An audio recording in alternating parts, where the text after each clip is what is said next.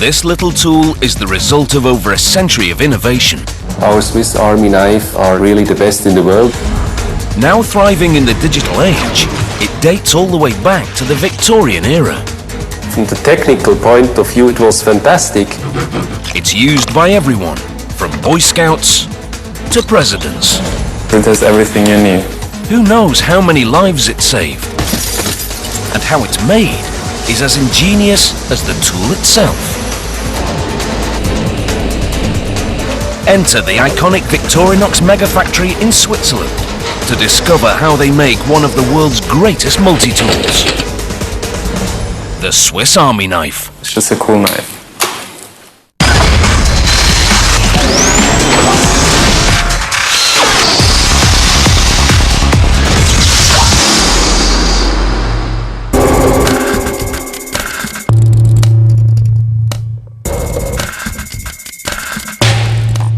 Invented more than a century ago for soldiers, this knife is the pinnacle of 2.5 million years of evolution. And it continues to evolve, turning from an army gadget to a global brand. Today we are the biggest pocket knife manufacturer in the world. With outlets in 130 countries and a vast range of 260 different models, including 100 versions of the classic Swiss Army knife. And as its name implies, every single one is proudly made in Switzerland. The Swiss Army knife has definitively come from Switzerland and has also to be made in Switzerland because it's a part of the history of Switzerland. A history that traces its roots to 1884, when founder Karl Elsener opens a cutlery factory in this small workshop.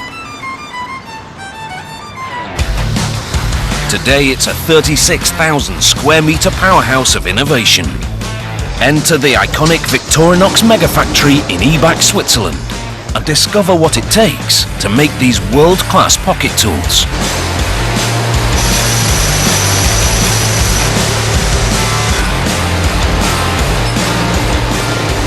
We don't have a secret, we have a simple recipe. We try to look at every simple detail. Karl Elsener is the fourth generation in this century-old family business. So when you look at the values of our brand, it's quality, it's functionality, it's innovation, it's iconic design. But I mean the strongest is really the quality and the functionality. And functionality is key to the Swiss Army knife's global success. Because under the name Swiss Army knife, people expect functions. The star of the series is the aptly named Swiss Champ. This multi-tool boasts 8 layers, 22 tools, and 33 different functions. It offers a world of possibilities, if you know how to find them. I'll start out easy. You know what that is?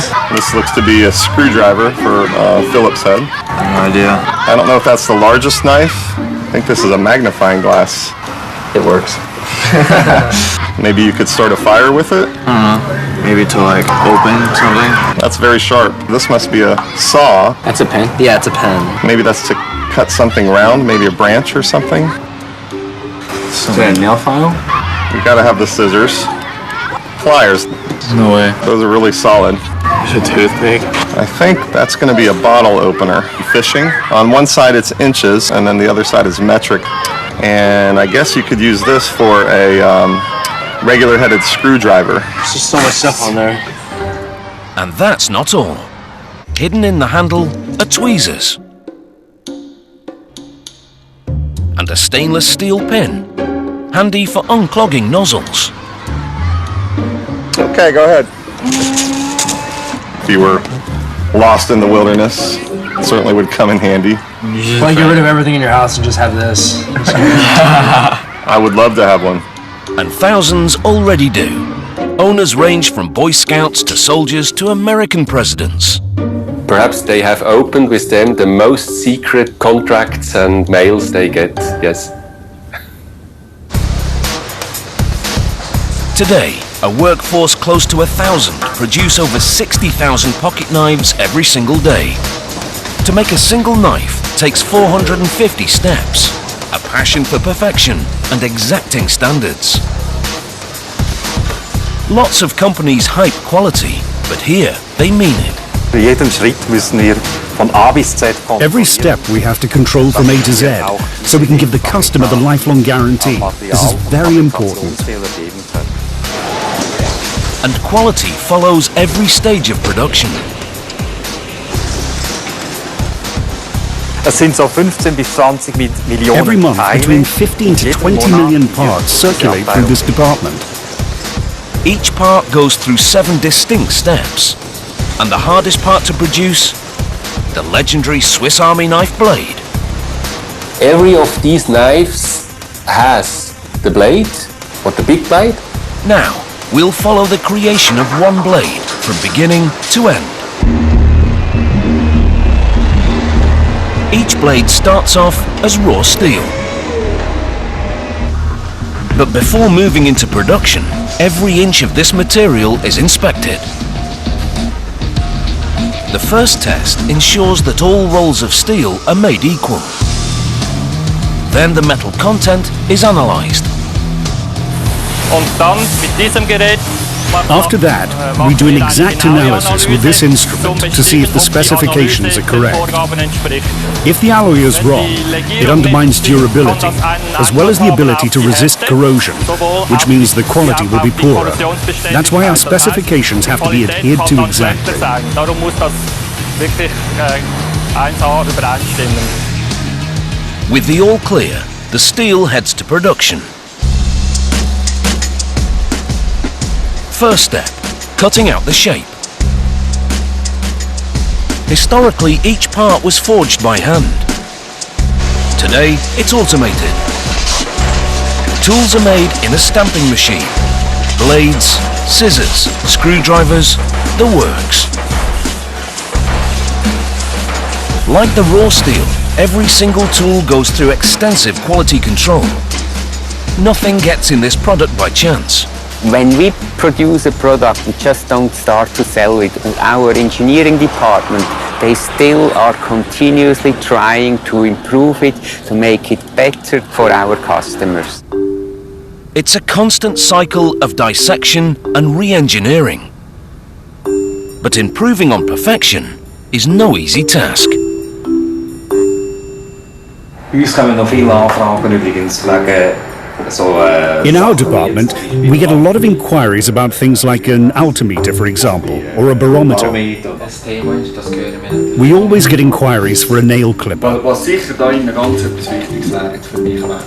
For me, a flashlight would be very important. Of course, we have to be careful with the price structure. As soon as we build in electronic parts, the price will rise at least 10–20%, and that's always such a psychological barrier. I wouldn't put in too much frippery, but keep it simple. You have to remember, the Swiss champ is aimed at men.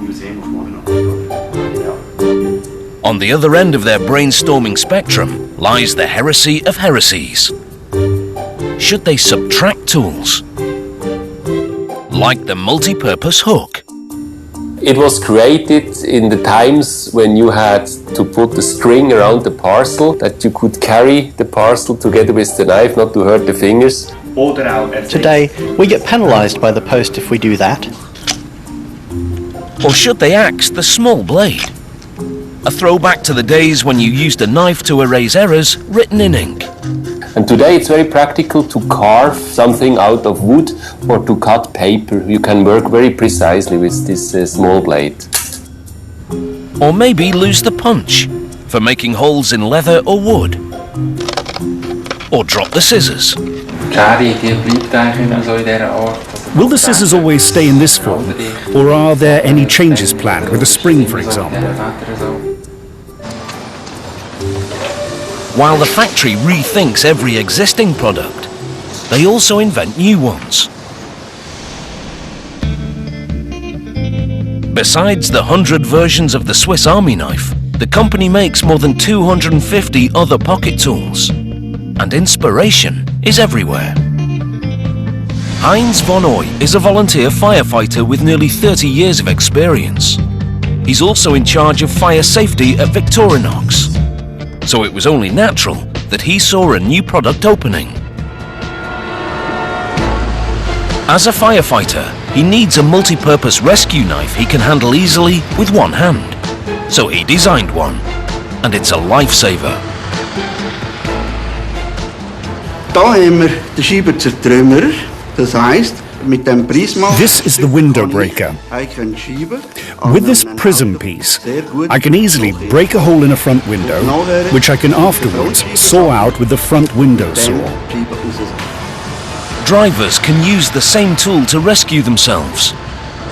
Kann ich eigentlich auch mit dem, also wenn ich If I sit inside a car, I can break the glass with this tool from inside to outside, and like this, I will be able to leave the car. Mich befreien aus dem Fahrzeug. We also have other good parts, like this screwdriver. With this, I can give the front window a final kick to come out, after I saw it out. Heinz's groundbreaking design hit the mark. Today, this tool is in service with fire brigades across the world.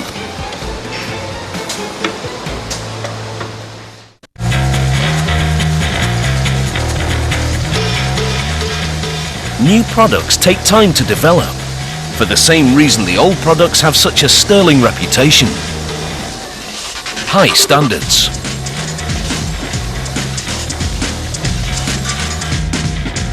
Every tool starts as a sketch. Then a brainstorming session refines the idea. The final concept takes shape in CAD.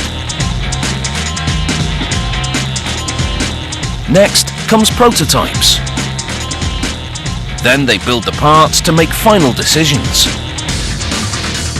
If it gets the green light, it'll end up here, on the production line.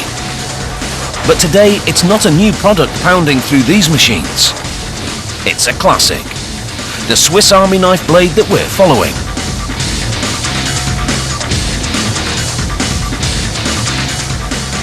Laid flat, each of these steel coils stretches the length of 5 Olympic pools. A single roll makes 8,000 blades. A mere drop in the ocean compared to the millions they make annually. And here inside, the stamping tool is cutting out the blade. The stamp itself has 2 parts, the bed and the die. To maintain 100% accuracy, both parts are made in-house. The steel is running here, it is stamped out through this tool. And out pops the blade. Nothing goes to waste. Offcuts are shipped back to the supplier for recycling. 2,500 tons of steel flows through the factory's 15 stamping machines every year. And the machines are multitasking, so the factory can change the stamp to make any part. Contrary to popular belief, not every knife produced at this factory is a Swiss Army knife.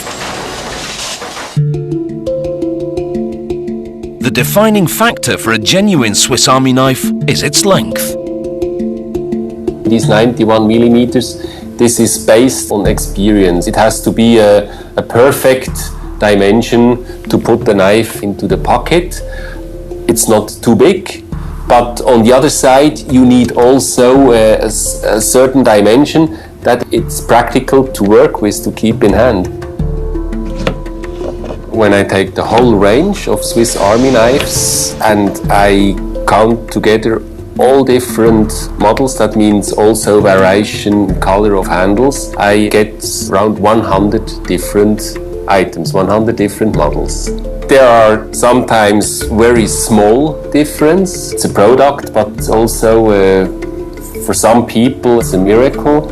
It's cult, it's the Swiss Army knife. Back on the factory floor, our blade has made it through stage 1. Perfectly shaped, but not smooth. Next stop, polishing, where metal meets stone. Ceramic stone, to be exact. a very hard stone. Water helps to lubricate the stones, keeping them flowing freely as it washes away residue from the cutting process. Powder keeps the parts from sticking together. Every part gets this treatment. It's a simple concept, but it's the fastest and most efficient means of polishing large quantities of small items. At any given moment, more than 10,000 parts are taking the stone bath. The process takes from 5 to 8 hours, so a single part could stay here all day. And then the stones are polishing the edges and they become very smooth. Once ready, blades are extracted with magnets.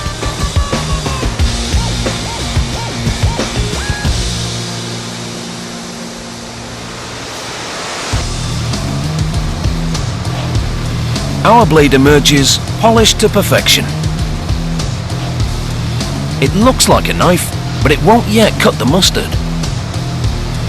Because raw steel is too soft.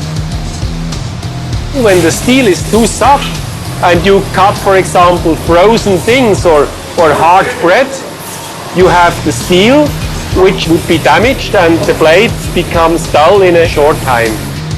To toughen up, our blade moves on to the next stage. Hardening. This oven solidifies the steel at 1050 degrees. High enough to change the molecular structure of the metal. The key element of steel is carbon, but carbon is a double-edged sword. The more carbon you put in the steel, the harder it becomes and the less flexible. Flexibility is key. A brittle knife will break easily. Less carbon yields a stronger, more flexible blade. So the right balance is essential. After stamping, polishing and hardening comes the next stage of production, grinding. Now here we are in the department where we grind the surfaces onto the right dimension. 2 discs each side of the grinding machine work in tandem, creating those perfect limits.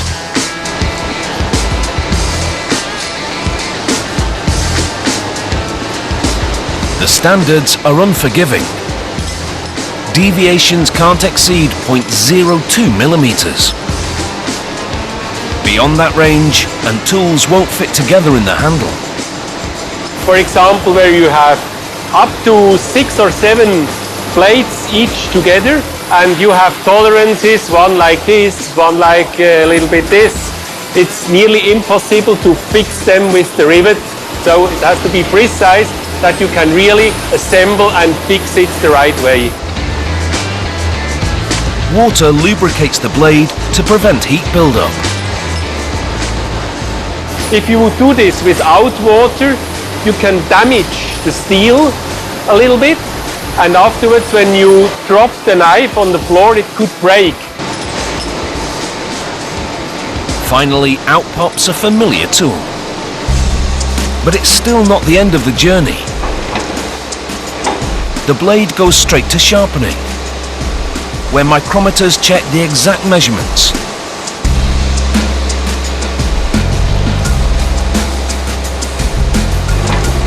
You wouldn't know it, but you're looking at an irony in steel, because the very blade that made the company nearly destroyed it.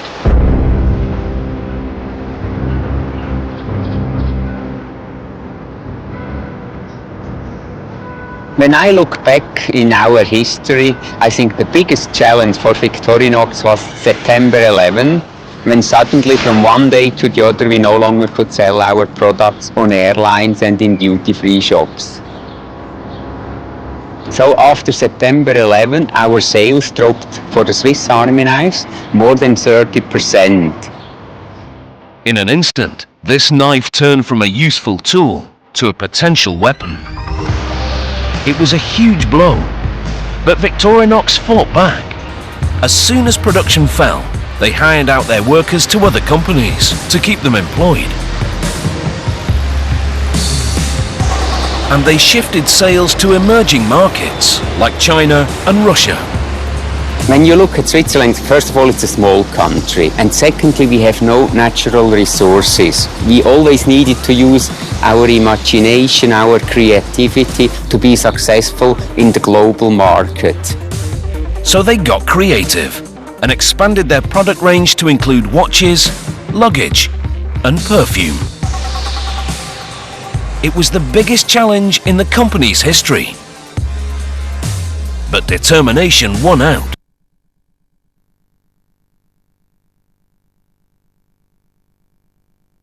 Brand. And in the ultimate counterpunch, they developed a bladeless model that can be carried on aeroplanes. September 11 really has shown us that it can be dangerous if you depend only on one product category. Product sales now span the globe. But manufacturing this knife will always remain at home. Ibach, in the heart of Switzerland. A town with a legacy much bigger than its 3,500 population. Since its invention, every single Swiss Army knife has been made in this quiet valley. And each carries the Made in Switzerland mark with pride. This is the machine that brands each blade.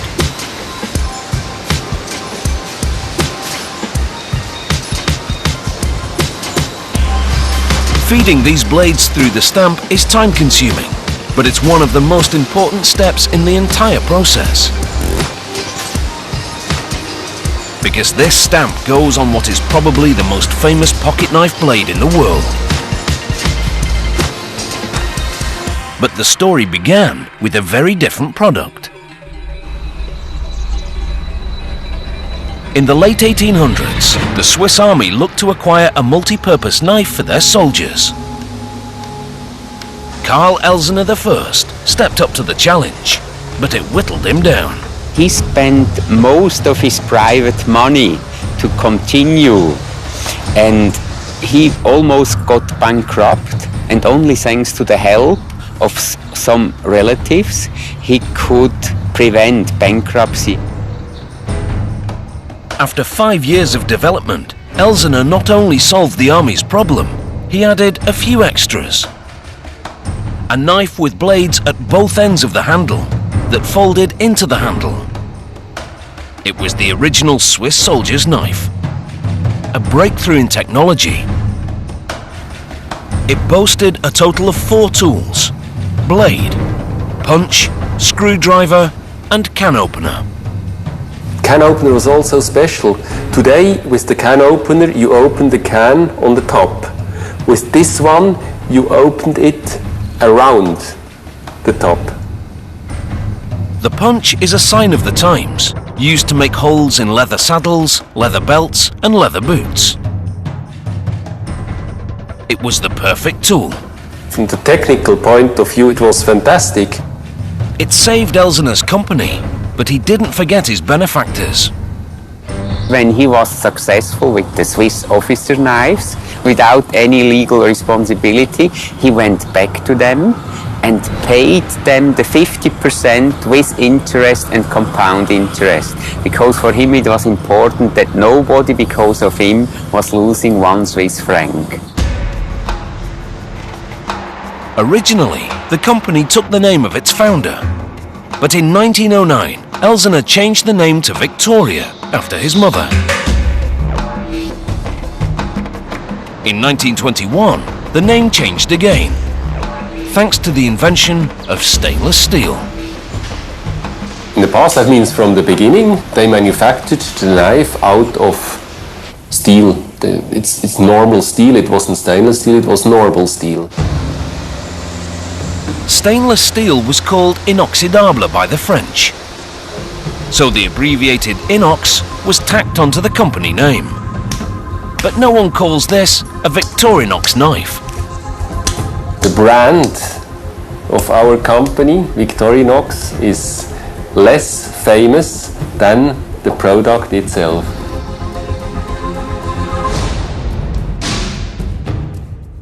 After World War II, the Swiss soldier's knife became popular with American GIs stationed in Europe. The knife's official German name was a mouthful, so the GIs dubbed it the Swiss Army knife.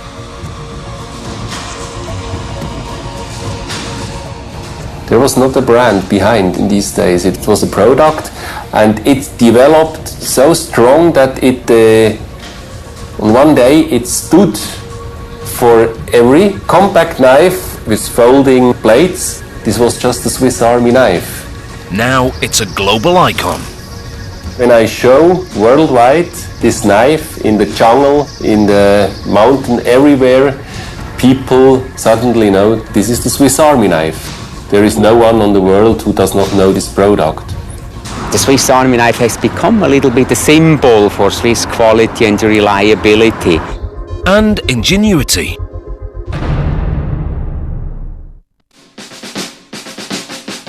Today's Swiss Army knife isn't the one used by the Swiss Army.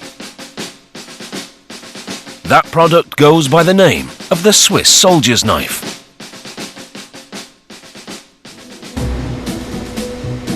In Switzerland, all able-bodied men are required to serve in the army. The Swiss soldier's knife is among their standard kit. Its functionality has evolved over the years. It's very handy because it now has a blade that you can open with one hand and it locks. So that's a new feature. In 2008, it was a brand new soldier knife introduced to the army, very special with one hand opening blade. When you are carrying gloves, for example, or when you are somewhere you have to keep with the hand and you have only one hand free, that you can easily open. Close, you can also press it on the other side and close like this. In the military, you're also spending lots of time in the woods, so it now comes with a wood saw, which the old one didn't have. It still comes with all its old tools, including the can opener. It works so well, soldiers aren't the only ones who use it. We have really at home no other can opener. We have a knife in the drawer, the standard Swiss Army knife. This is our standard can opener at home. It has everything you need. It's just a cool knife. Of course, so is the ever-popular Swiss Champ. Back on the factory floor, our blade is heading for assembly, but there's one more stop. The parts depot. This team randomly checks each batch of tools before passing them on for assembly. Every month, up to 20 million parts pass this way, including the handles. About 30,000 pairs of handles are made here every day. Most are classic red, but Victorinox offer a rainbow of colours. The handles are made from PVC granules, fed into an injection moulding machine. Das heißt, dass der Kunststoff kommt als Granulat. The PVC runs as a granulate through the tubes into the machine. There, we warm it up and press it with pressure into the mould, where the shell of the Swiss Army knife comes out. Inside, the machine also cools down the shell, and it comes out shiny and polished.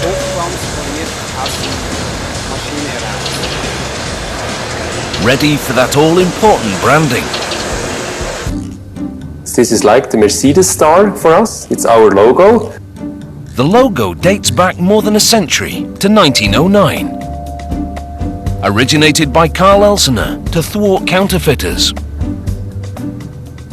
He recognized that some German companies imitated the Swiss Army knife, and to separate visually from them, he put the first time the cross and shield, our actual logo of today, into the handle of the knife. Today, even the German army knows where to come for the real thing. The Swiss Army gave us the permission to sell Swiss Army soldier knife worldwide.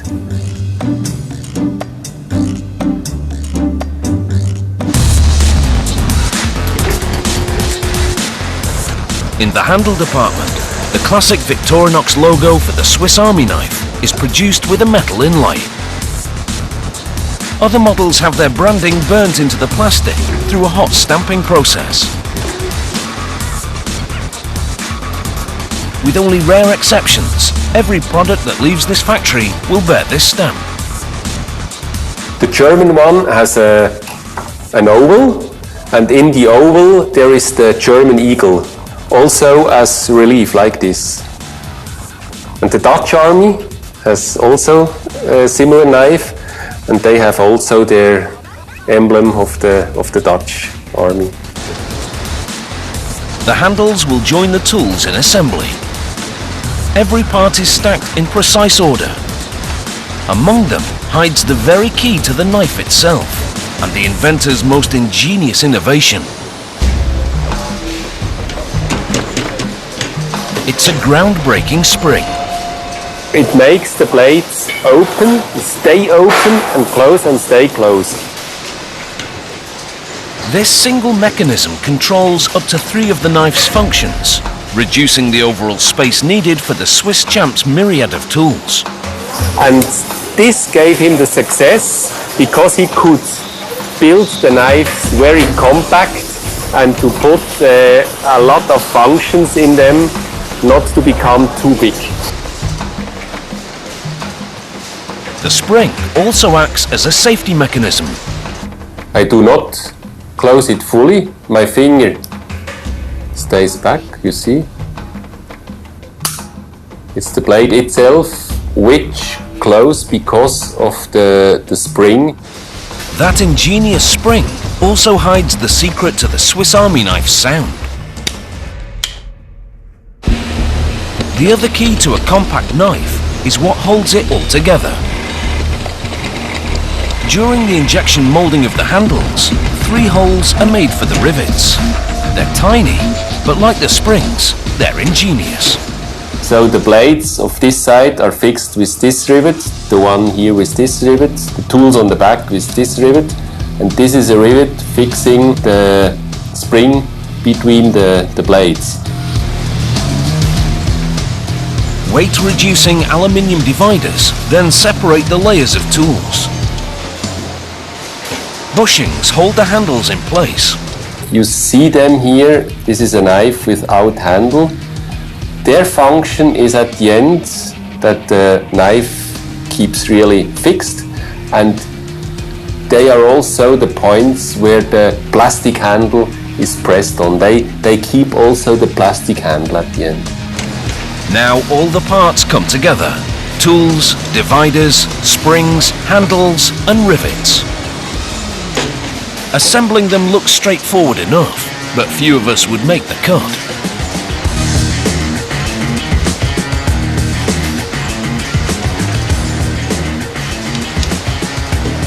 You need also a lot of training and experience. You do not start in assembling such a knife. You start with smaller models, and at the end, when you are a professional, you can assemble such knives. Logic governs the layout of parts.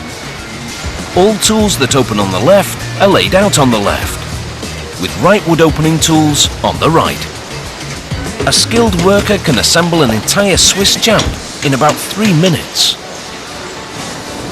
After being stamped, polished, hardened, ground and assembled, our blade is finally where it was always designed to be.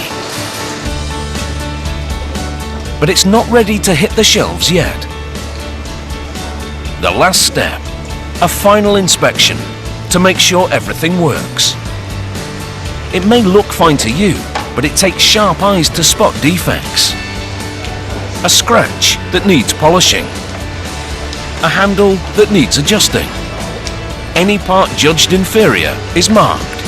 High standards, low tech. A ballpoint pen does the job. Rejected. Afterwards, we are really sure that only best quality leaves the house. But the best quality doesn't always end up in the hands of the consumers. Piracy is a very big problem. Every great product is ripped off. Counterfeiting is a huge global problem that hits more than the company's bottom line. We have rather big problems today with the Chinese imitations. When we bring out the innovation product, in minimum 1 year, we have the fake from China on the market. And they fake everything, right down to a botched emblem. For a company that prides itself on Swiss workmanship, the fakes cut to the quick. The company vents its anger in this display, but they still have to deal with angry consumers who've been duped. This knockoff might not fool you, but this one could, especially since many fakes are sold in clamshell packages. That means the consumer cannot check them by opening and closing. Those ingenious springs not only keep the size of the knife to a minimum, they act as a safety net for consumers. Only an original Swiss Army knife will make this sound. When you try a Chinese version, it's very quiet. Sometimes even the blade does not close the right way, and ours make really the click and clack. So if you go to a store and you want to be sure to get the original one, it's best is you cover your eyes and you just try the product like this.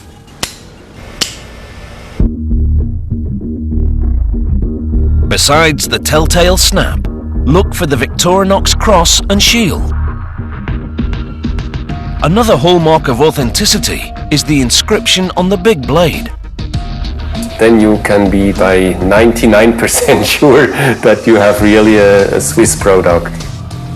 Other companies have legitimately tried to cash in on Carl Elsener's ingenuity with their own versions, but none can quite cut it.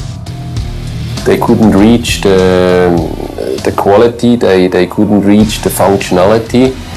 They were always a step behind. Of course, even these guys occasionally get it wrong.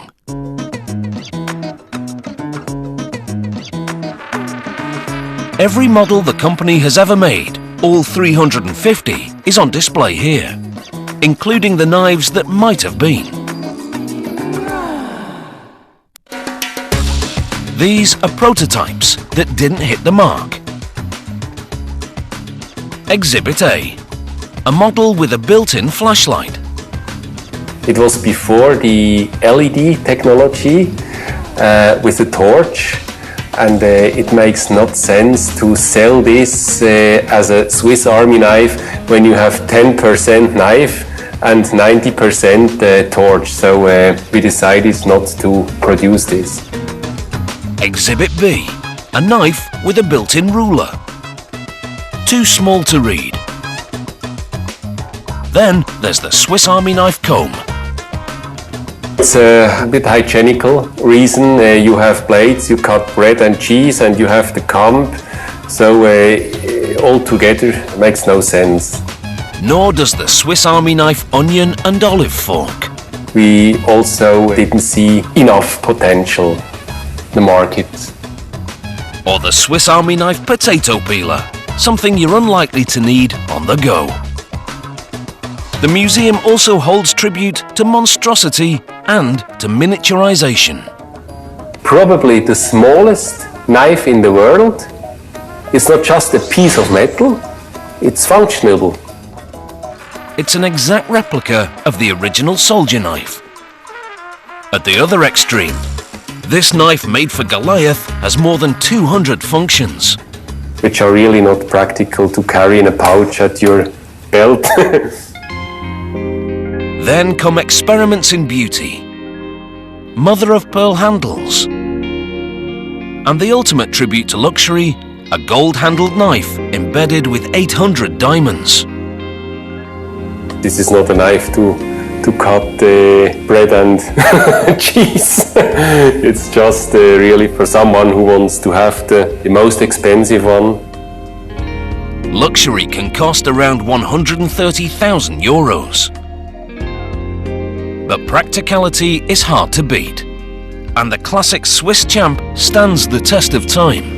I'm sure every Swiss person has at least one Swiss Army knife. Or more. I carry two knives with me. One of them is the Traveler. It has a second time zone. It has an alarm clock. It shows you the altitude, a barometer. This is very nice for hiking. This one has been up Mount Kilimanjaro. And then I also like to take the Signature with me because this has a very nice white strong LED and it has a small ballpoint pen, and I have already signed important contracts with this little Swiss Army knife. For those who think they can live without one, I always try to recommend people to carry for a few days a pocket knife, perhaps just a small classic.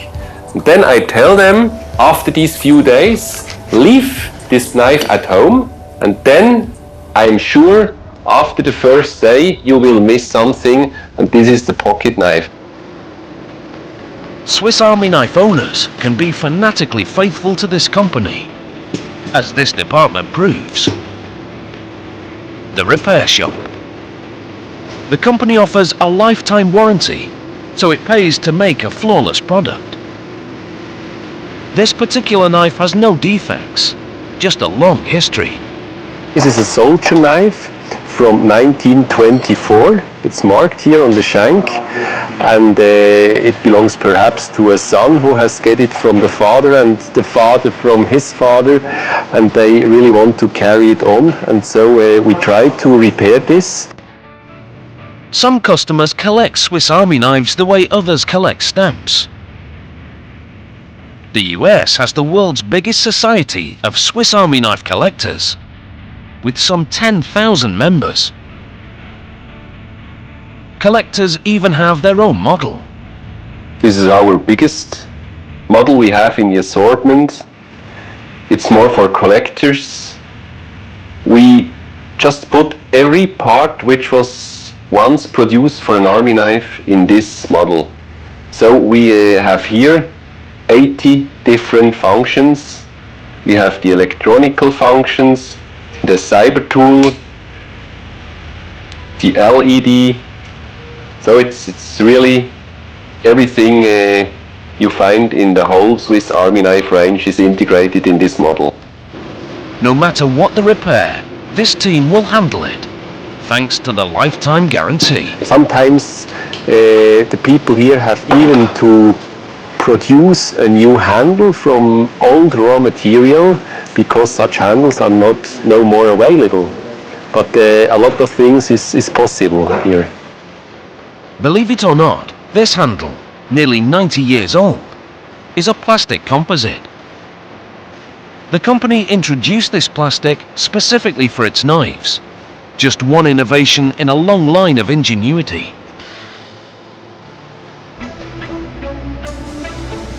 Back on the factory floor, our knife reaches the end of the line.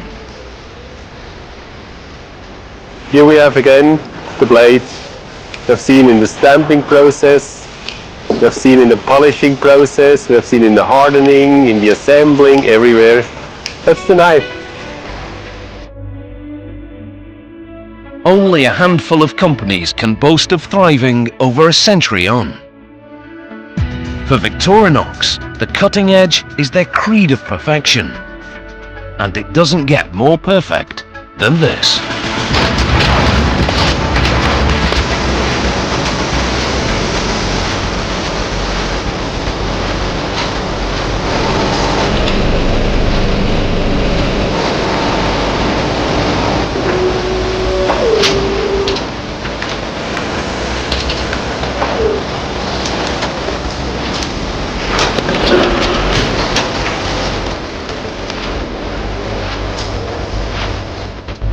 Is still the right knife today, yes. Don't miss another Mega Factories premiere at the same time tomorrow. Stay tuned to National Geographic Channel for brand new Banged Up Abroad.